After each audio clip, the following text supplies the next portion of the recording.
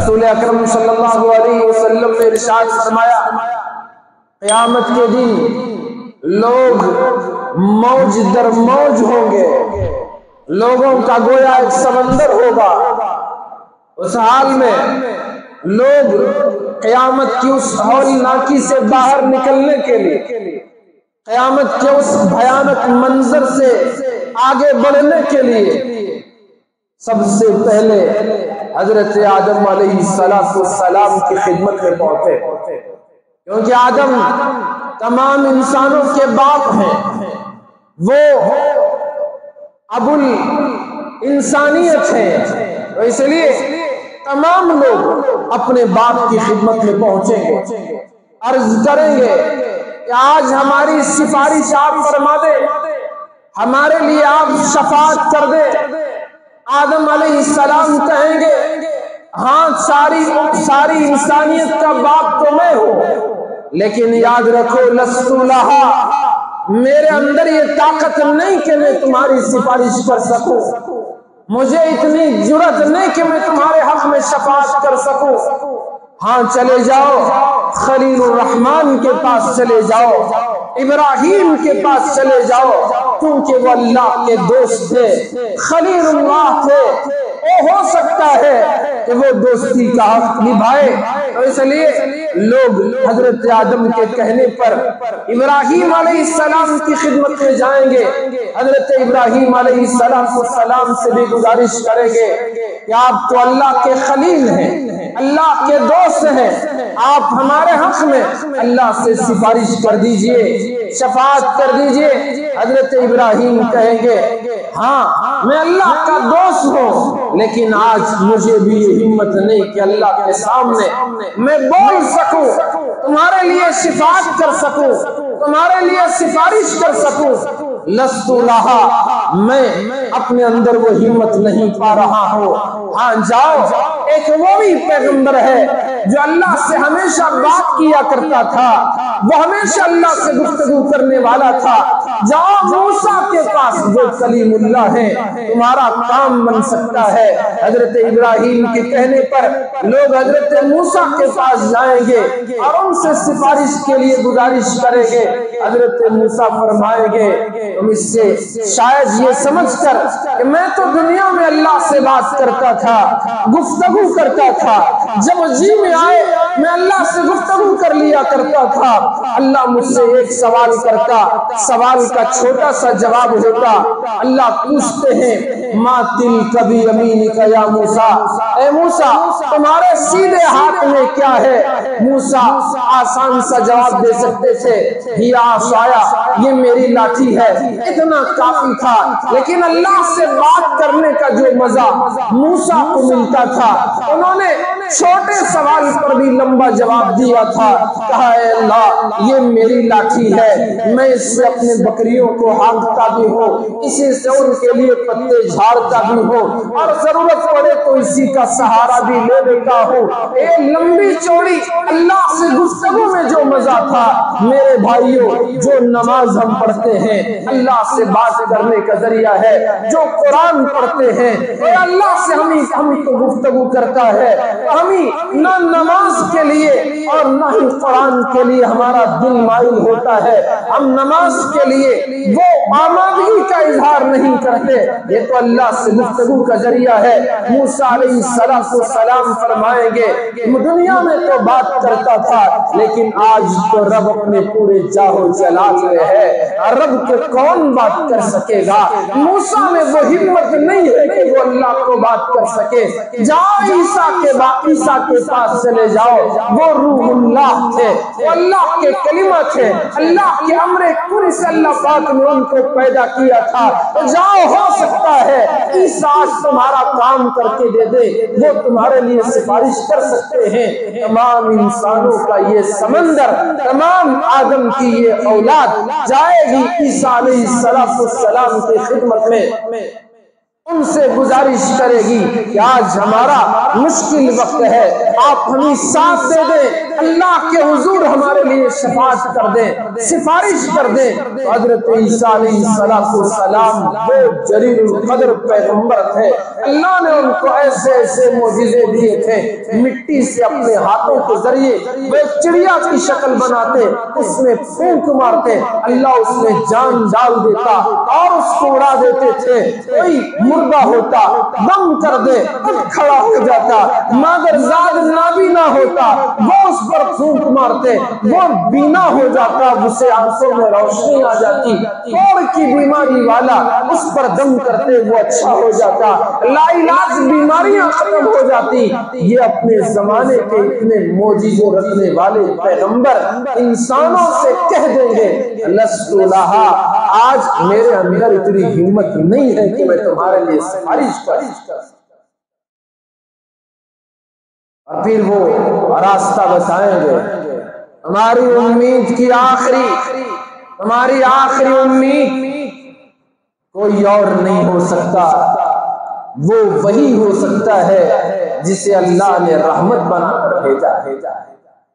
وَمَا أَرْسَلْنَاكَ إِلَّا رَحْمَةً لِّلْعَالَمِينَ، جاؤ محمد کریم کے دربار میں پہنچ جاؤ، ان کی خدمت اقدس میں پہنچ جاؤ، تمہارا کام ہوگا تو محمد الرسول اللہ سے ہو سکتا ہے، اور کوئی آج اس کا حل نہیں ہے کہ وہ سفارش کر سکے۔ کوئی اب عرب کی بارگاہ میں پر مارنے کی ہمت نہیں کر سکتا سوائے محمد عربی کے۔ کیوں نہ ہو آپ ہی تو شفیع المذنبین ہیں، کیوں نہ ہو آپ ہی تو سید الاولین ہیں، آپ ہی تو سید الآخرین ہیں، آپ ہی تو رحمت للعالمین صلی اللہ علیہ وسلم ہیں، آپ ہی سے تو یہ کام ہونا ہے۔ اللہ کے نبی علیہ السلام کی خدمت میں یہ سارا انسانیت کا مجمع پہنچ جائے گا، گزارش کرے گا یا رسول اللہ ہمارا بیڑا آج پار لگا دیں، یا رسول اللہ ہمارے حق میں شفاعت فرما دیں، یا رسول اللہ ہمارے لیے آپ سفارش فرما دیں۔ حضور صلی اللہ علیہ وسلم اللہ سے اجازت لیتے ہیں، اے مولا مجھے اجازت دے دے۔ اللہ کی طرف سے اجازت ملتی ہے، اللہ کی طرف سے، اور آپ کو حمد کے تعریف کے کلمات سکھائے جاتے ہیں۔ حضور فرماتے ہیں اس وقت اللہ پاک مجھے وہ کلمے، وہ الفاظ، وہ حمد و ثنا کے وہ جملے، وہ روز محشر اللہ مجھے عطا کرے گا جو اس وقت میرے ذہن میں مجھے یاد نہیں ہے، وہ کلمے اللہ قیامت کے میدان میں مجھے سکھائے گا۔ پھر اللہ کے رسول ان کلمات کو اپنی مبارک زبان سے ادا کر کے اللہ کی حمد و ثنا بیان کریں گے۔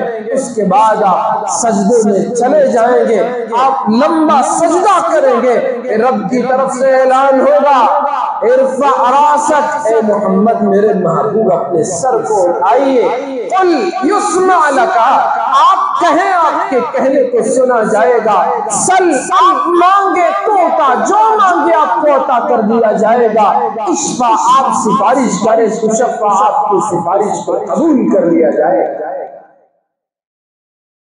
سرکار دو عالم صلی اللہ علیہ وسلم اپنا سر مبارک سجدے سے اٹھائیں گے، اللہ کے نبی علیہ السلام اپنی زبان سے جو دعا مانگیں گے ارشاد فرمائیں گے اللہم امتی امتی، مولا کوئی اور سوال نہیں، میں تو فقط میری امت کا سوال کر رہا ہوں۔ جب اللہ کے نبی علیہ السلام سفارش شفاعت کی اجازت مانگیں گے، اسی کی برکت سے اور انبیاء کو شفاعت کا حق ملے، اس سے پہلے کوئی نبی کسی کے حق میں شفاعت بھی نہیں کر پایا۔ میں نے کہا کہ آپ کی رحمت انبیاء کے لیے بھی ہے،